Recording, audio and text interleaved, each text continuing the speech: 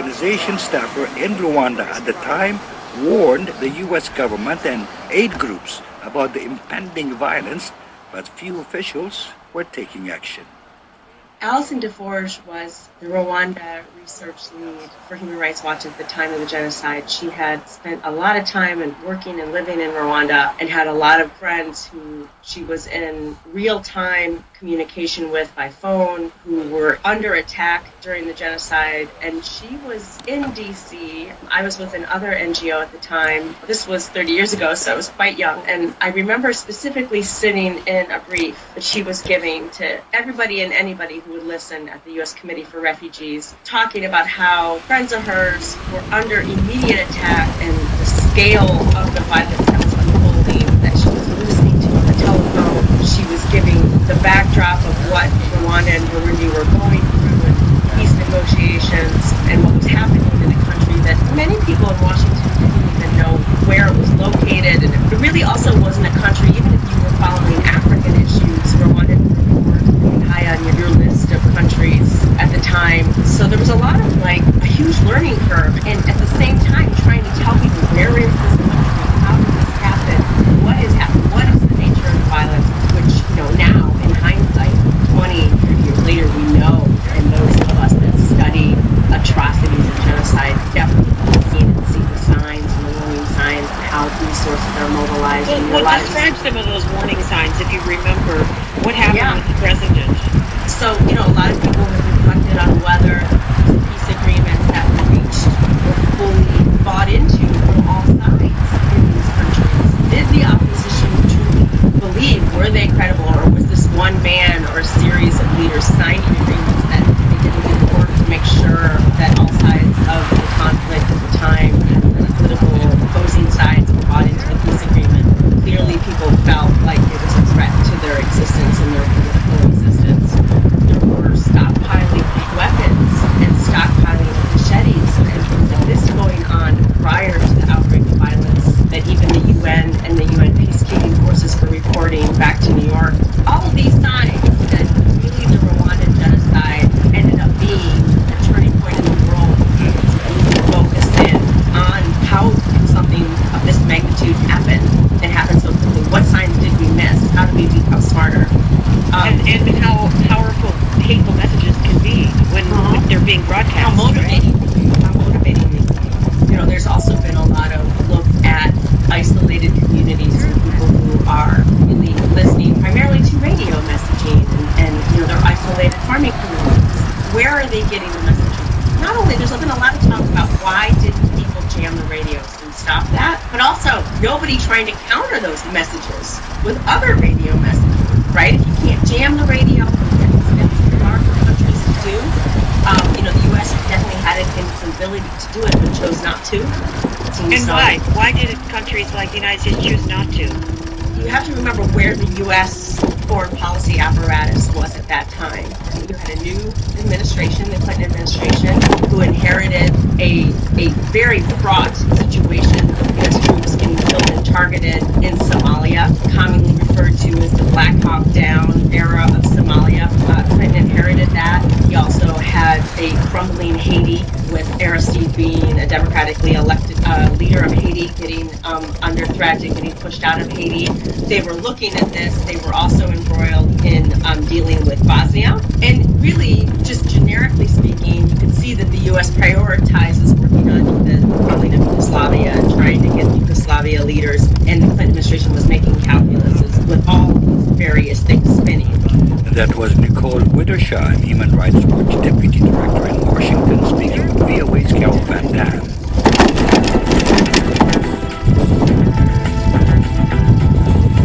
Millions of people in the United States, from Texas to Maine, look to the sky to witness a rare total solar eclipse.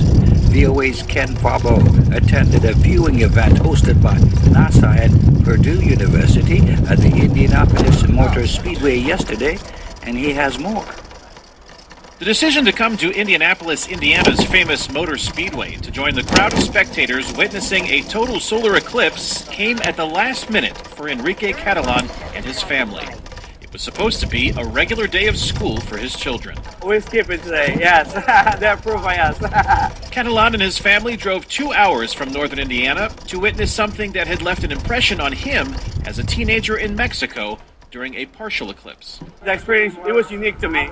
So that's why we're here. Because I remember when I did happen when I was young. And now I wanted them to experience it as well. Well, they are going to experience a total eclipse. The racetrack was one of several locations where NASA and its partners hosted programming in the path of totality, the swath of the U.S. that can see the moon completely blocking the sun as the eclipse makes its way northeast. Charles and Kathy Maher from Chicago, Illinois, felt sharing the event with the massive crowd in Indianapolis was a unifying moment in a country politically polarized in a presidential election year. Nobody's going to be talking about what side the sun is on or the moon is on, or, you know. Red or blue. Right. Exactly. Right. So, yeah, it is sort of a little break from everything that's going on. Today, millions of Americans will stand together, looking up at the sky in awe and wonder at this cosmic coincidence that makes our moon look like it's exactly the same size as the sun. NASA Deputy Administrator Pam Melroy says her agency's efforts to study this rare event weren't isolated to just a few locations across the country. We have a program where some people have been trained to use solar telescopes all around the country. Meng Chang is president of Indiana's Purdue University, which boasts a number of graduates who became NASA astronauts. He hopes the accessibility of the eclipse to a large number of young Americans might help inspire them to pursue careers in science. It's not just a watch party for 3 minutes. It's a lifelong educational journey, and today's very meaningful special stop along that journey. For those who missed witnessing the 2024 total solar eclipse, the next opportunities to see one firsthand in the United States won't occur until 2044 and 2045. Kane Fairbaugh, VOA News, Indianapolis, Indiana.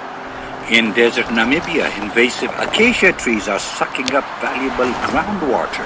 Now a company has found a novel way to use fungi to turn the cut-down trees into eco-friendly bricks. Vitoria Anguilla has the story from Blackwater, Namibia.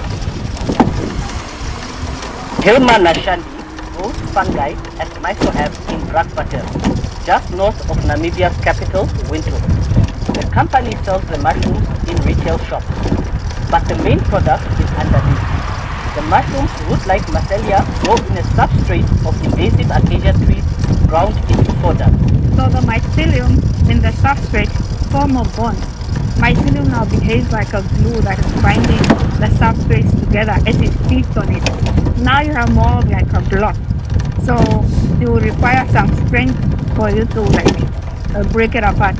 Workers press the blocks into square bricks.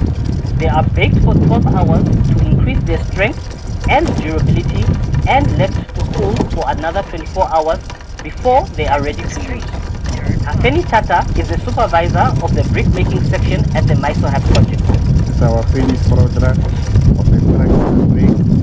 This is a very, very, very strong brick. It can weigh, the strength is about 35 MP, and it weighs about, as a finished product, it weighs about 13 kilograms. The finished bricks are tougher than concrete, Mineola says. Gilbert Shava is an architect on the company's building prototype project. He says the bricks also provide good insulation, making them ideal for Namibia's hot summers and cold winters. Plus, he says, making them does not generate much planet-warming carbon dioxide. So the advantages of this brick is that, one, the carbon footprint of the brick. When you compare with the traditional brick, it doesn't consume a lot of, it doesn't have cement in, because the process of making cement, that's where you've got a lot of carbon emission.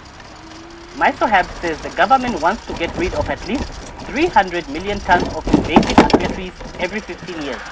The company says it will turn those trees into bricks to help address the country's housing needs. Vitalio Angula, VOA News, Blackwater, Namibia.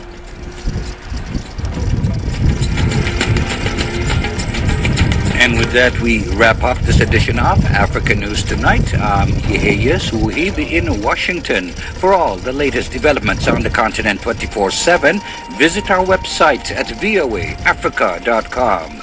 On behalf of our producer, David Van D., and our engineer, Pete Hundley, thanks for choosing the Voice of America.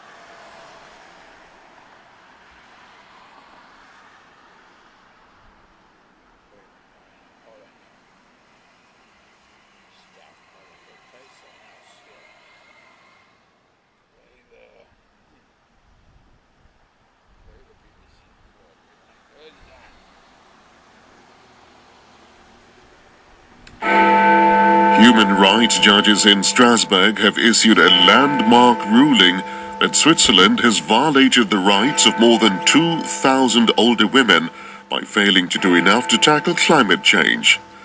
The Foreign Secretary, Lord Cameron, has confirmed that the UK will continue to arm Israel despite the airstrike that killed British aid workers in Gaza. Alan Bates, who led the Postmasters campaign in the wake of the Horizon IT scandal, has told a public inquiry that the post office was run by thugs in suits in 2010. The MP, William Ragg, has resigned the Conservative whip after admitting giving the phone numbers of colleagues to someone he met on a dating app. The European Court of Human Rights in Strasbourg has issued a landmark ruling saying Switzerland has violated the rights of a large number of its citizens by failing to do enough to tackle climate change. The case was brought by more than 2,000 older Swiss women who said extreme weather